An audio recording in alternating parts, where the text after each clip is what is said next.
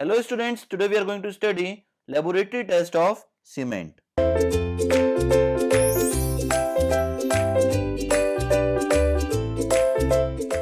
Checking of material is an essential part of civil engineering as the life of structure is dependent on the quality of material used. Now following are the tests to be conducted to judge the quality of cement. The first one is fineness of cement, another one is soundness test of cement, the next one is consistency of cement, initial and final setting time of cement, and the last one is compressive strength of cement. Now the first test is to check the fineness of cement. Now to determine the fineness of cement by dry sieving as per IS 4031 part 1 1996, the principle of this is that we determine the proportion of cement whose grain size is larger than the specified mesh size.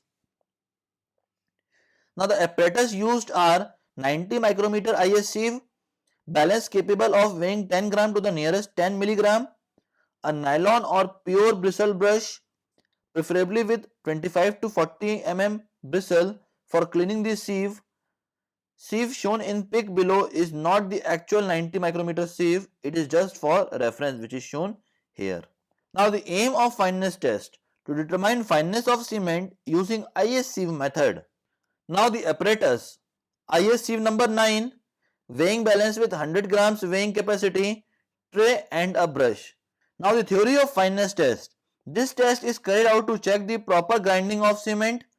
Fineness of cement has an important bearing on the rate of hydration and hence on the rate of gain of strength and also rate of evolution of heat. Finer cement offers greater surface area for hydration and hence faster the development of strength. Different cements are ground to different fineness. The disadvantages of fine grinding is that it is susceptible to air set and early deterioration. Maximum number of particles in a sample of cement should have a size less than 100 microns. The smallest size should have a size about 1.5 microns. Now procedure of fineness test: weigh 100 grams of cement and placed in an IS sieve number 9. Breaking down any air set lumps by fingers, holding the sieve with both the hands, sieve it continuously for 5 to 10 minutes until all the fine material is passing through. While sieving, rotate the continuously, taking care that the cement does not spill out. Collect the residue on the sieve and weigh it. Now observations and calculations. The first one is weight of cement taken, that is W1 in grams. Weight of residue after sieving, that is W2 in grams. Now percentage of fineness of cement will be equals to weight of residue retained upon weight of cement into 100. Now second test is the normal consistency test. Now aim of this test is to determine the normal consistency of a given sample of cement. Now the apparatus used in the normal consistency test will be Wicket apparatus conforming to IS 5513-1976, balance, gauging trowel, stopwatch, etc. Now the precautions. The cement balls any should be powdered before of adding water to the cement. While preparing the test block, do not press the cement in the mold. Release the needle gently. The experiment should be performed away from vibrations and other disturbances.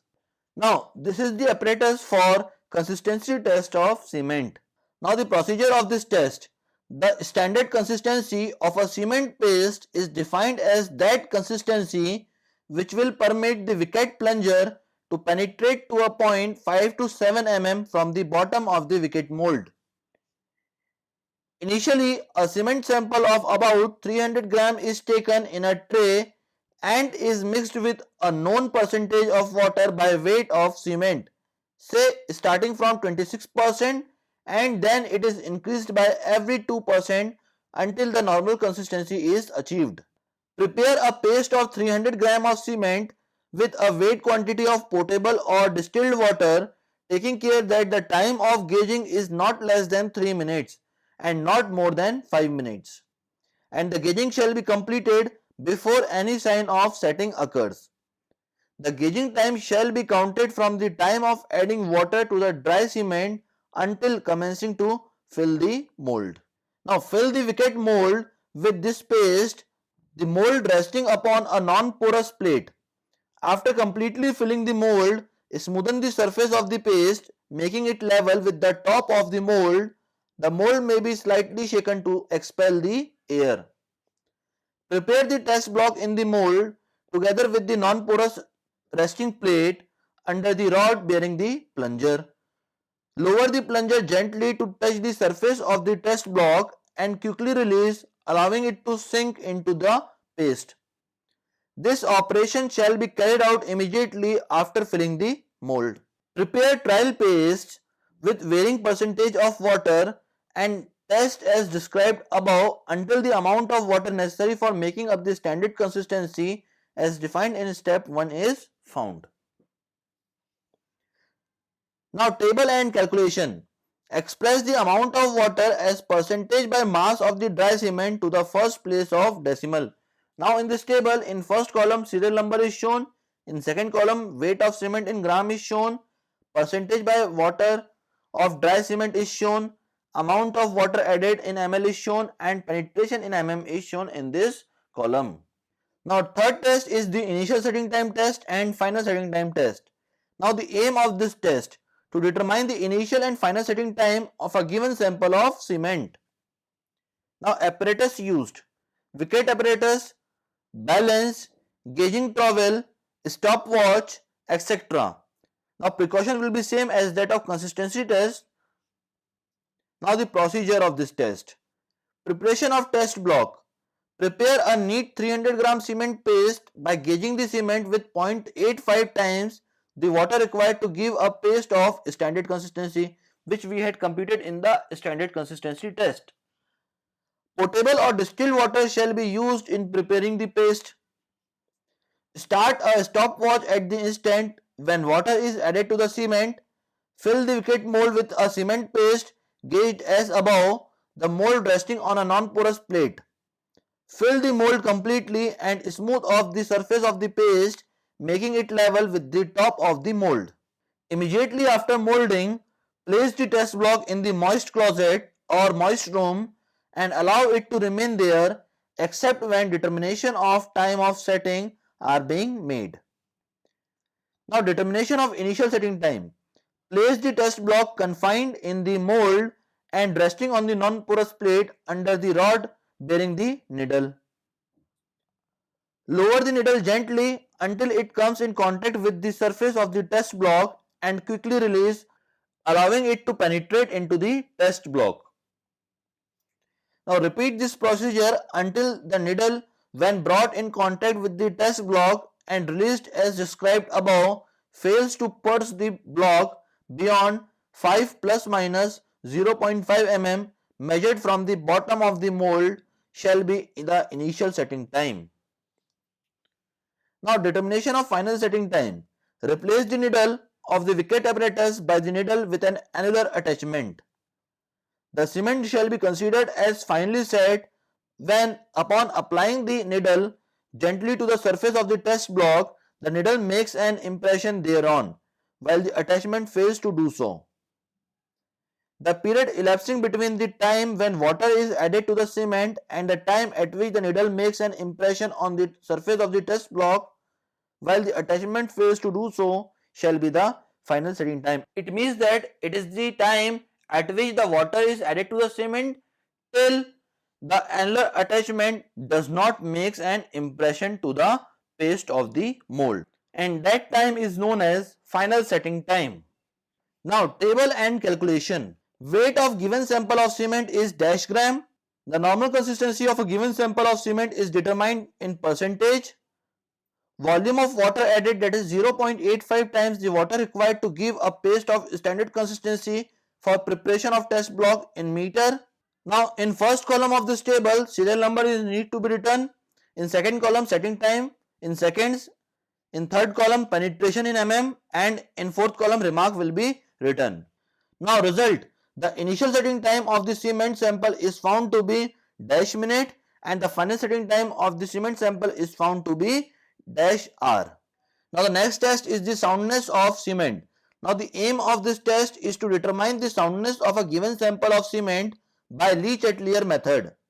Now the apparatus consists of Lee-Chatelier test apparatus conformed to IS 5514-1969, balance, gauging trowel, water bath, etc. Now the precautions of this test: oil the mold with a thin layer of mineral oil. Length L1 and L2 should be measured accurately. The temperature of autoclave should be raised and lowered gradually, and the experiment should be performed away from vibrations and other disturbances. Now the procedure of this test: place the lightly oiled mold on a lightly oiled glass sheet and fill it with cement paste formed by gauging cement with 0.78 times the water required to give a paste of standard consistency. The paste shall be gauged in the manner and under the condition prescribed in experiment number 1, taking care to keep the edges of the mold gently together while this operation is being performed.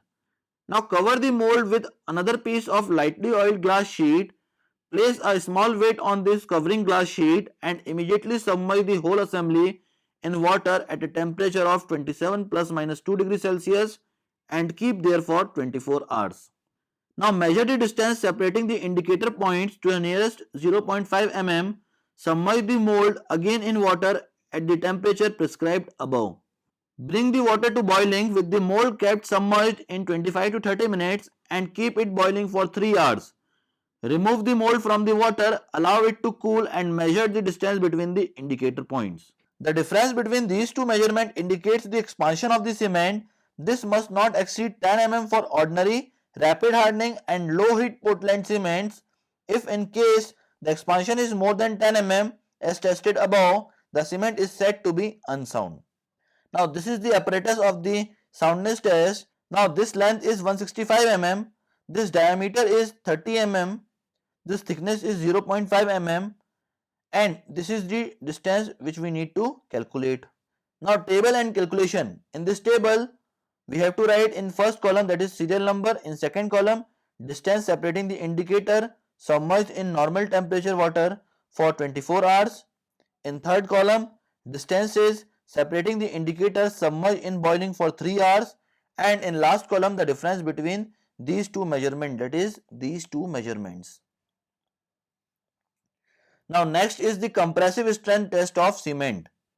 Now the aim of this test is to determine the compressive strength of a given sample of cement. Now the apparatus. The standard sand to be used in the test shall conform to IS 650-1966, vibration machine, poking rod, cube mold of 70.6 mm size conforming to IS 10080-1982, balance, gauging trowel, stopwatch, graduated glass cylinders, etc. Now the precautions. The mold should be oiled before the experiment. The weighing should be done accurately. The temperature and humidity must be accurately controlled. Increase the load gradually during testing. Now the procedure of this test. The first one is preparation of test specimen. Clean appliances shall be used for mixing, and the temperature of water and that of the test room at the time when the above operations are being performed shall be 27 plus minus 2 degrees Celsius. Potable or distilled water shall be used in preparing the cubes. The material for each cube shall be mixed separately, and the quantity of cement, standard sand and water shall be as follows. Cement will be equals to 200 gram, standard sand 600 gram are required to produce a paste of standard consistency determined as described in IS 4031 Part 4 1988. Place on a non-porous plate a mixture of cement and standard sand. Mix it dry with a trowel for 1 minute and then with water until the mixture is of uniform color. The quantity of water to be used shall be as specified in step 2.